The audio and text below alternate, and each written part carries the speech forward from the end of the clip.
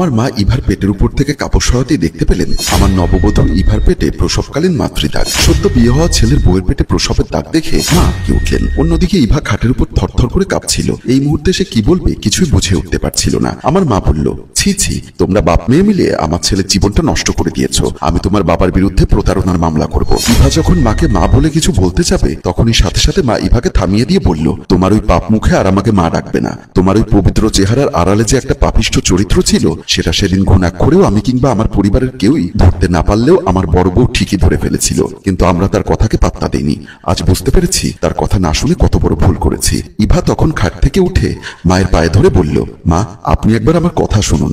মা পা সরিয়ে নিয়ে বলল, তোমার কথা আর কি শুনবো, দিলে তো আমার সহজ সরল ছেলেটার জীবনটা নষ্ট করে আমি এর শেষ দেখে ছাড়বো। তুমি বাপের বাড়ি যাওয়ার জন্য তৈরি হও, আমি আজই তোমাকে বাপের বাড়ি পাঠিয়ে দিব। বলেই মা হনহন করে রুম থেকে বের হয়ে গেল। মা ওই রুমের ভেতর থেকে বের হয়ে দরজার সামনে আসতেই দেখতে পেল বড় ভাবি দাঁড়িয়ে আছে।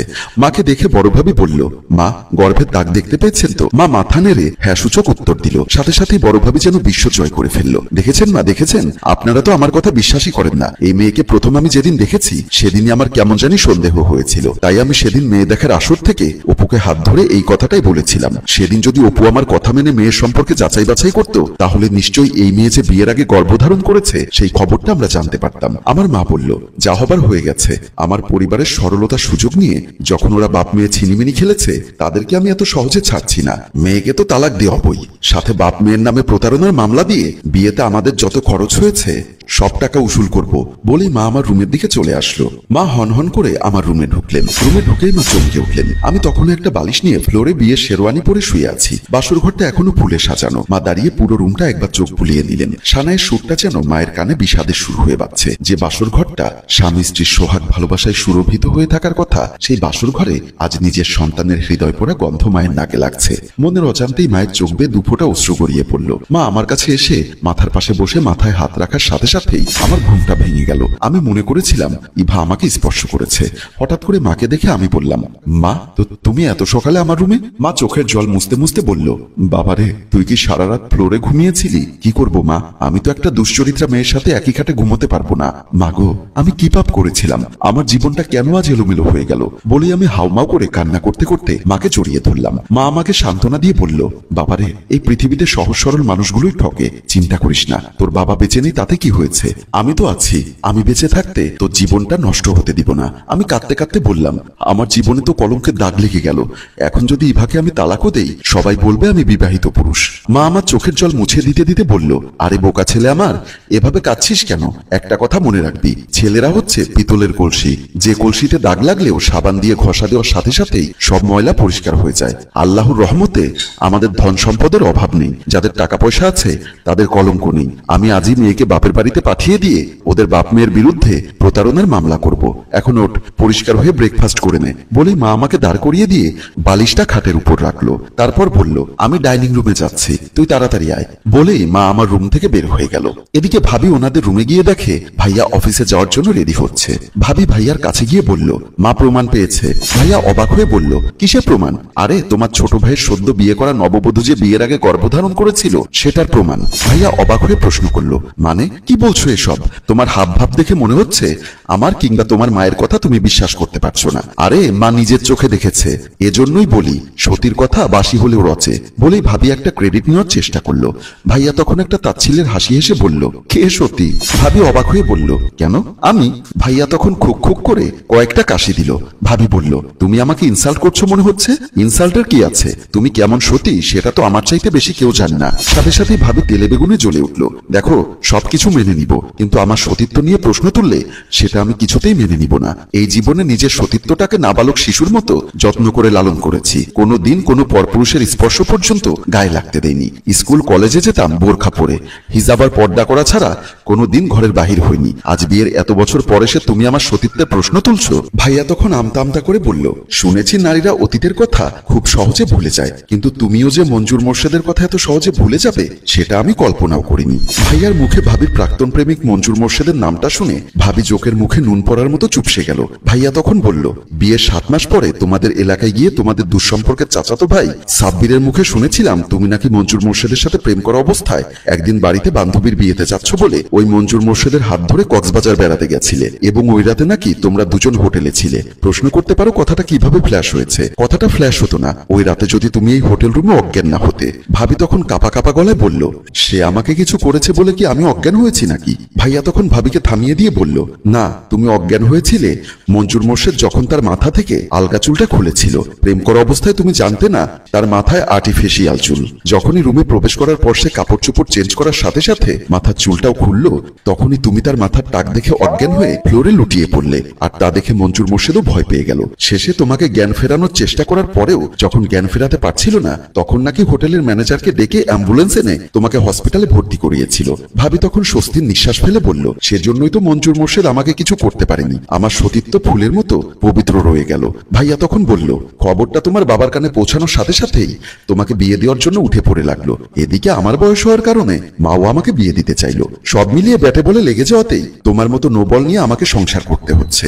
কথাটা শুনে ভাবি আবারও রেগে খটমট করতে লাগলো। আমি নোবল তাই না? আর তুমি নোবল নিয়ে সংসার করছো? এই বিচারটা আমি মাকে দিব, দেখি মায়ের কি বিচার করে। বলেই ভাবি যখন চলে যাচ্ছিল তখন ভাইয়া ডাক দিয়ে বলল, মাকে তোমার প্রাক্তন প্রেমিক মঞ্জুর মোর্শেদের কথাটাও বলো, কারণ মা আর ছোট ভাই তো তার কথা জানে না। ভাবি ভাইয়ার দিকে তাকিয়ে হুম করে মুখে ভেটকি কেটে চলে গেল। এইদিকে মা ইভাকে তার বাপের বাড়ি নিয়ে যাওয়ার জন্য রেডি হতে বলল। ইভা আমার রুমে কেঁদে কেঁদে লাগেজে কাপড় নিচ্ছিল। আমি ওয়াশরুম থেকে ফ্রেশ হয়ে বের হতেই ইভা এসে আমাকে জড়িয়ে ধরে কাঁদতে লাগলো আর বলতে লাগলো, পৃথিবীর সবাই আমাকে অবিশ্বাস করুক, তাতে আমার কিচ্ছু যায় আসে না, কিন্তু আপনি আমার স্বামী, আপনি কিভাবে আমাকে অবিশ্বাস করলেন? আমি মনে মনে ভাবতে লাগলাম, মেয়েরা পারেও বটে। গত রাতে বাসর করার সময় নিজের চোখে দেখেছি ওর পেটে গর্ভকালীন মাতৃত্বের দাগ, আর এখন সে ন্যাকামো কান্না করে আমার মন গলানোর চেষ্টা করছে। আমাকে চুপচাপ থাকতে দেখে ইভা আবার বলল, প্লিজ আপনি কিছু বলুন, আপনি এভাবে চুপচাপ থাকলে আমার জীবনটা নষ্ট হয়ে যাবে, সমাজের সবাই আমাকে খারাপ বলবে, আর এভাবে বিয়ের পর দিনই আমাকে বাপের বাড়িতে পাঠিয়ে দিলে নিশ্চিত আমার বাবা আমাকে দেখে আত্মহত্যা করবে। আমি এবার আর চুপ করে থাকতে পারলাম না, অভিমান ভরা কণ্ঠে বললাম, তাই বলে আমি কেন সারা জীবন আরেকজনের পাপের বোঝা টানবো? ইভার সাথে সাথেই আমার বুক থেকে মাথা তুলে বলল, পাপ? কাকে আপনি পাপের বোঝা বলছেন? আমিও সাথে সাথে চোখে চোখ রেখে উত্তেজিত হয়ে বললাম, আপনাকে পাপের বোঝা বলছি মিসেস, ও সরি মিস ইভা চৌধুরী। বিয়ের আগে যে মেয়ের পেটে গর্ভকালীন মাতৃত্বের দাগ ভেসে ওঠে সেই মেয়ে আর যাই হোক মা ফাতেমার আদর্শের নারী হতে পারে না। আমাকে এভাবে উত্তেজিত হতে দেখে ইভা বলল, গর্ভকালীন মাতৃত্বের দাগ? আপনি দেখছি ভালোই অভিনয় করতে পারেন। জলজ্যান্ত প্রমাণ কালকে বাসর করার সময় আমি নিজের চোখে দেখেছি, আজ সকালে একটু আগে আমার মা নিজের চোখে দেখেছে, তারপরও আপনি শাক দিয়ে মাছ ঢাকার চেষ্টা করছেন। আমার কথা শুনে ইভা কাঁদতে কাঁদতে আমার পায়ে পড়ে বলল, বিশ্বাস করুন। এমন সময় আমার মা দরজার সামনে এসে বলল, আর বিশ্বাস করতে হবে না, তোমাকে কত আগে বলেছি রেডি হতে, এখনো রেডি হওনি?